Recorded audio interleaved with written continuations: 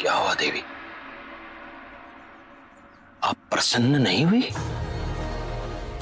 इतने वर्षों से जिस क्षण की आप प्रतीक्षा कर रही, वो क्षण आपके समीप आ रहा है और आपको प्रसन्नता नहीं हो रही है देवी।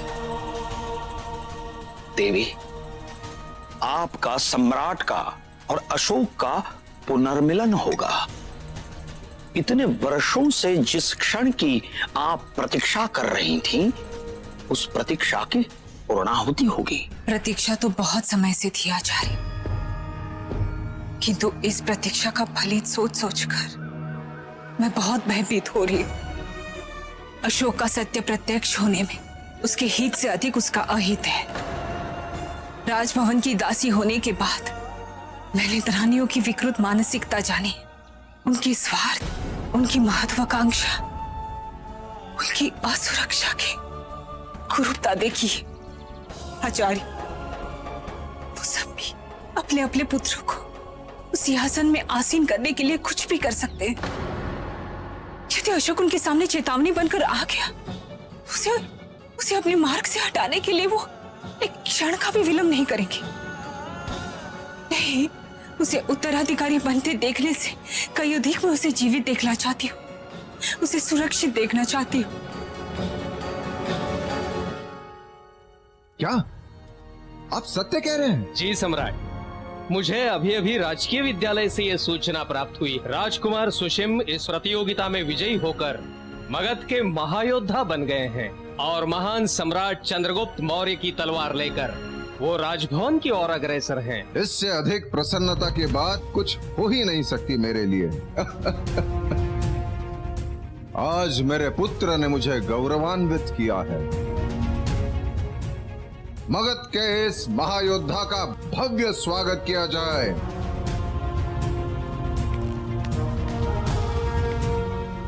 कुछ महत्वपूर्ण निर्णय लेने का समय आ गया है।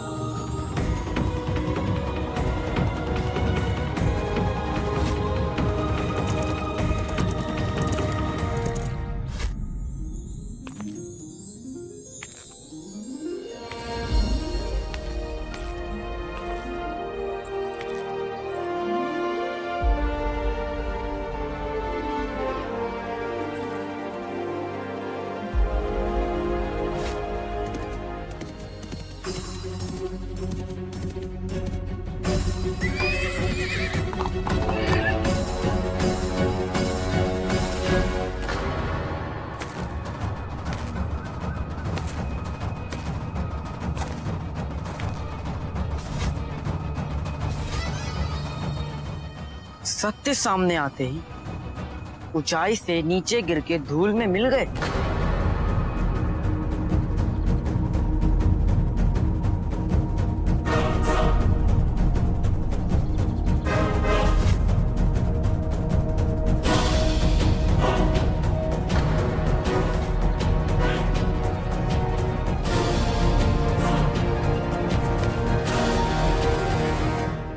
मगध का महायुद्ध इतने प्रतियोगियों को पराजित करने के पश्चात भी इतना सुरक्षित, इतना भयभीत।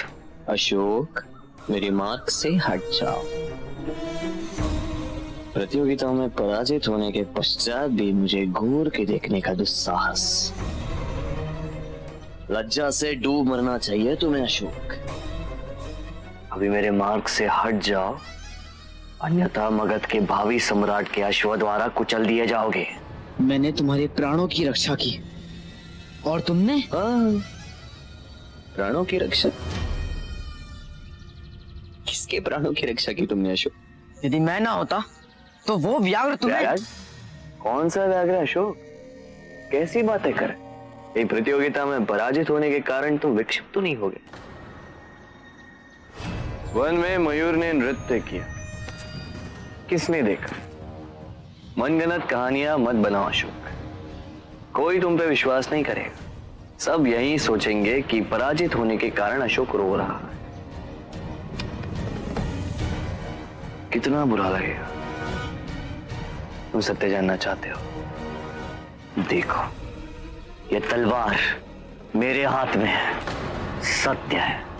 समापन रेखा पर सबसे पहले मेरा पहुंचना सत्य है, मेरा विजयी होना सत्य है। इसी प्रकार तुम्हारा पराजित होना भी सत्य है। अब अशोक इस सत्य को मान के चलो, क्योंकि तुम्हारे पास अब कोई विकल्प नहीं है।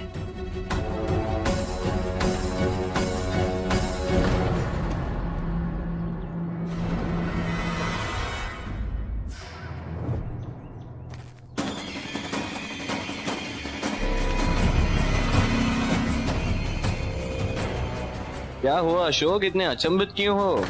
आदत डाल लो इसकी, क्योंकि उत्तराधिकारी घोषित होने के पश्चात मैं तुम्हारी प्रतिदिन इसी प्रकार सेवा करता रहा। भूल जाओ सुशीम, ये कभी नहीं होगा। तुम जैसा धूर्त, धृष्ट और अनैतिक व्यक्ति कभी भी मगध का उत्तराधिकारी नहीं बन सकता। अच्छा, कौन रोकेगा मुझे? मैं। अशोक अशोक अशोक, नेत्र खोलो, देखो मुझे, कान खोलो, और मैं जो कहता हूं ध्यान से सुनो। मैं मगध का महायोद्धा बन चुका हूं अशोक। अब तुम कुछ नहीं कर सकते, कुछ भी नहीं। काश मैं तुम्हारे मन से ये भ्रम निकालने में तुम्हारी सहायता कर पाता, किंतु क्या है तुच्छ प्राणी, तुम्हारी भांति दूसरों की सहायता करते करते पीछे रह जाने की मूर्खता तुम जैसा मूर्ख ही कर सकता।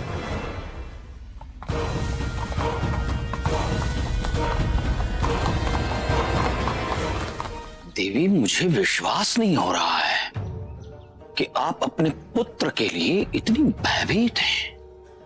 विचार कीजिए देवी, जिस समय अशोक का जन्म हो रहा था, उस समय साक्षात अग्नि ने मृत्यु का रूप लेकर उसे घेरा था। आप उसकी जननी हैं देवी, उसकी माता हैं, और आप स्वयं साक्षी हैं। जब जब अशोक के जीवन में कठिनाइयां आई हैं, तब तब वो लेश मात्र भी टूटा नहीं, किंतु वो और भी सशक्त और दृढ़ होकर आगे बढ़ता रहा है। वह वनराज है देवी, और महानता की पराकाष्ठा प्राप्त करनी है उसे, और उस महानता की पराकाष्ठा प्राप्त करने में आप बाधारूप नहीं बन सकती देवी। और देवी, मगध से एक योग्य उत्तराधिकारी प्राप्त करने का अधिकार आप छीन नहीं सकती। मैं उसे महान बनने से नहीं रोकना चाहती, उस महानता के मार्ग पर चलने से रोकना चाहती हूँ, जहां उसे अपनों का ही रक्त बहाना पड़े। अपने शत्रुओं पर विजय प्राप्त करने के पश्चात ही वो एक शत्रुहीन संसार की स्थापना कर सकता है। शत्रुओं का हृदय जीतकर भी तो विजय प्राप्त की जा सकती है। जिन शत्रुओं के पास हृदय ही ना हो, उन पर विजय प्राप्त करने का प्रश्न ही नहीं उठता देवी। जब कांटे चुभे तो उन कांटों को निकालकर फेंक देना चाहिए, और यही कार्य अशोक को करना होगा, और यही उसकी नियति है। हां देवी, सत्य यही है। हम चाहें कितना भी प्रयास करें उसे रोकने का, उसे सुरक्षित रखने का, किंतु उसकी नियति उसे कठिनाइयों का सामना करने के लिए विवश ही करती रहेगी निरंतर। जानती हैं क्यों? क्योंकि उसमें बड़े से बड़े आह्वानों को स्वीकार करने का सामर्थ्य है, और यही संघर्षपूर्ण जीवन ही उसे महान बनाएगा। महान सम्राट अशोक, और उसकी इस महानता के लिए आपके आशीर्वाद और आपका समर्थन महत्तम बनकर रहेगा देवी।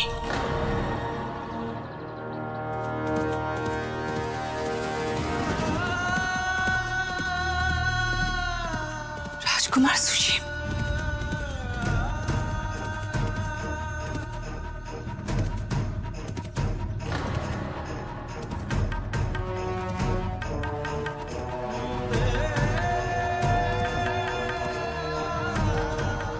सत्य कहा आपने आचार्य, उसकी नियति से कोई संघर्ष नहीं कर सकता, किंतु प्रसन्नता इस बात की है कि वो आपके संकटपूर्ण महत्वाकांक्षा से सुरक्षित है।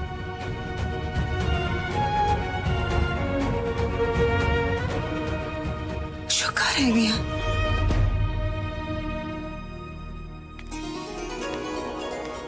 राजकुमार सुसीम की, राजकुमार सुसीम की, राजकुमार सुसीम की, राजकुमार सुसीम की, राजकुमार सुसीम की, राजकुमार सुसीम की, राजकुमार सुसीम की, राजकुमार सुसीम की, राजकुमार सुसीम की, राजकुमार सुसीम की।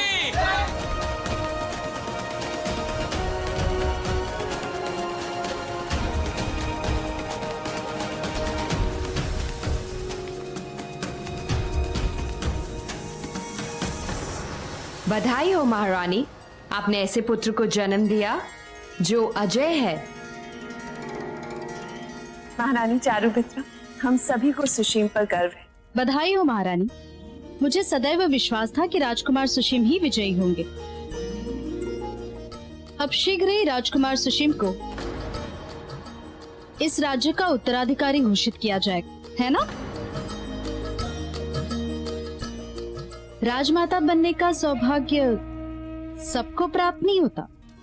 उत्तराधिकारी कौन बनेगा ये केवल मगध का महायोद्धा बनने पर निर्भर नहीं करता। ये अगर कोई तय करेगा तो वो है सम्राट। और राजकुमारी अग्निशिखा, सम्राट ने अभी तक अपना उत्तराधिकारी चुना नहीं है। किंतु इसमें तो कोई संदेह नहीं है कि सम्राट का निर्णय क्या होगा। सुशीम ने अपनी योग्यता प्रमाणित कर दी है।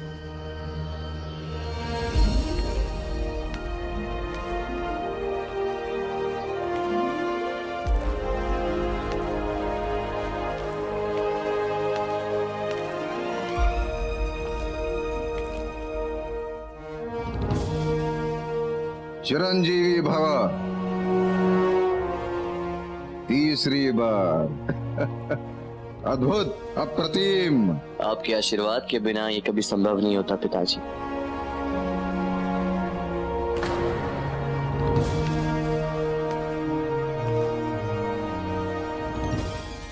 सुशीम, तुमने अपनी माँ का सम्मान रखा है। मेरे कितने जन्मों के पुण्य का फल हो तुम।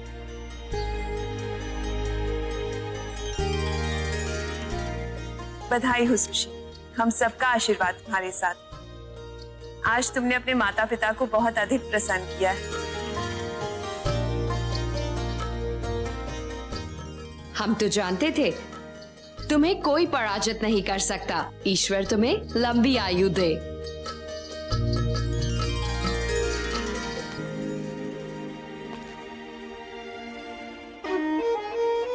बधाई हो सुशील।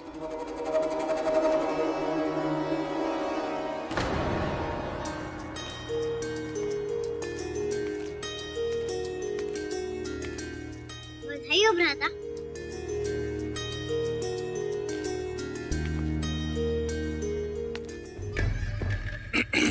बधाई हो भ्राता। सियामा, तुम ठीक तो हो ना? एक समय था जब मुझे सच में ऐसा लगा कि तुम प्रतियोगिता में विजयी हो जाओ, किंतु जब मुझे ज्ञात हुआ कि तुमने प्रतियोगिता में अपनी पराजय स्वीकार कर ली है, मुझे बहुत दुख हो। मुझे अधिक प्रसन्नता होती यदि तुम अशोक के स्थान पे होते। विजयी होने पर व्यक्ति को अपनी त्रुटियों का स्मरण नहीं रह जाता। ईश्वर करे कि तुम्हें अपनी भूल, अपने दोष हमेशा याद रहें। यशस्वी भव। ये चुनौतियों का अंत नहीं है, अपितु आरंभ है। यहां से तुम्हारा प्रतिद्वंदी मात्र एक ही है, और वो है स्वयं तुम। प्रतिदिन एक नया संघर्ष है, और तुम्हें निरंतर अपने आप पर विजय अर्जित करनी होगी।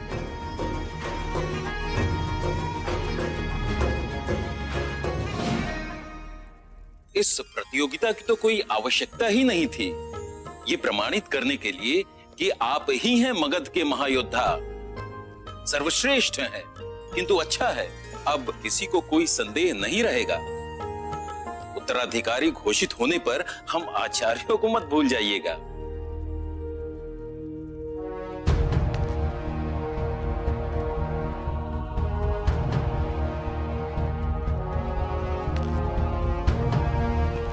बधाई हो राजकुमार। धन्यवाद।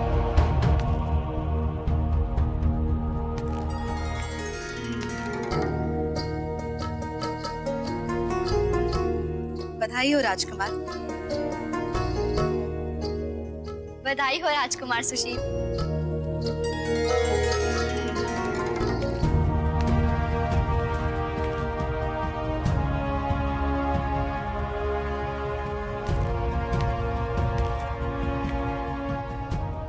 वीर तो बहुत हुए हैं, लेकिन ऐसा वीर इस पीढ़ी में तो हमने नहीं देखा।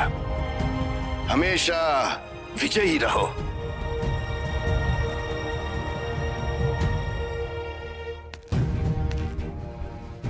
राजकुमार सुशील, हम आपके सुनहरे भविष्य की कामना करते हैं। लगता है जैसे कल ही की बात हो। जिसे अपने गोद में खिलाया, जिसे चलना सिखाया, जिसे शस्त्र चलाना सिखाया, वो आज इस सभा में सबके सामने खड़ा है, और वो भी मगध का महायोद्धा बनकर। अपने पितामह की वो तलवार हाथ में लिए जो मौर्य वंश की स्थापना, उसकी प्रतिष्ठा, उसके शक्ति का प्रतीक है।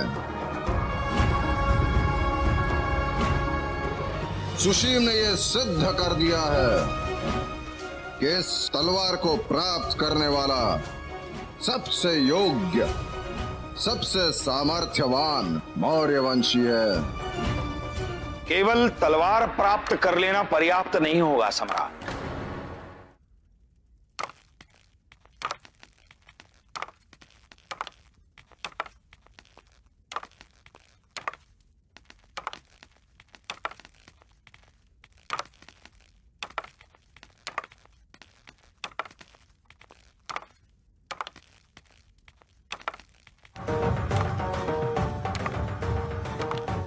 आचार्य, कहीं अशोक ने आचार्य चाणक्य को सत्य तो नहीं बता दिया? इस तलवार की प्रतिष्ठा बनाए रखना और इस तलवार का मान बनाए रखना, वो इस प्रतियोगिता में विजयी होने से अथवा मगध का महायोद्धा बनने से कई गुना अधिक आह्वानात्मक होगा। और लक्ष्य में रहे, इस तलवार का उपयोग किसी के भी संहार से भी अधिक किसी के संरक्षण के लिए होना चाहिए, और वो तभी संभव हो सकता है जब तुम स्वयं इस तलवार का सम्मान करोगे। स्मरण रहे पुत्र, इस तलवार का सम्मान करना ही तुम्हारा दायित्व होगा पुत्र। और जब कभी भी तुम अपने इस कर्तव्य से विमुख हो जाओगे तो इस तलवार को स्वयं के पास रखने का अधिकार भी खो दोगे पुत्र। अर्थात अशोक ने इन्हें कुछ नहीं बताया। स्मरण रहे।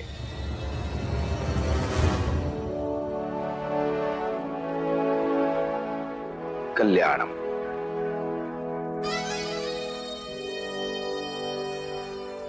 नहीं आचार्य, मैं ऐसा कोई कार्य नहीं करूंगा जिसके कारण ये तलवार मुझसे दूर चली जाए। ईश्वर तुम्हें नैतिकता से और सदाचार से वर्तन करने की सद्बुद्धि दे। सुशील के विजय के उपरांत मैं एक अत्यंत महत्वपूर्ण घोषणा करना चाहता हूं।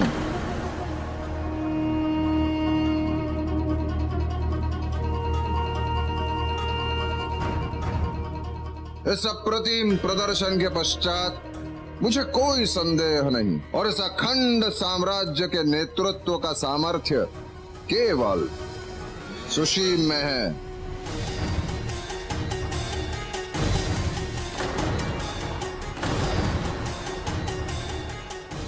और इसी आधार पर मैं घोषित करता हूं, मेरा उत्तराधिकारी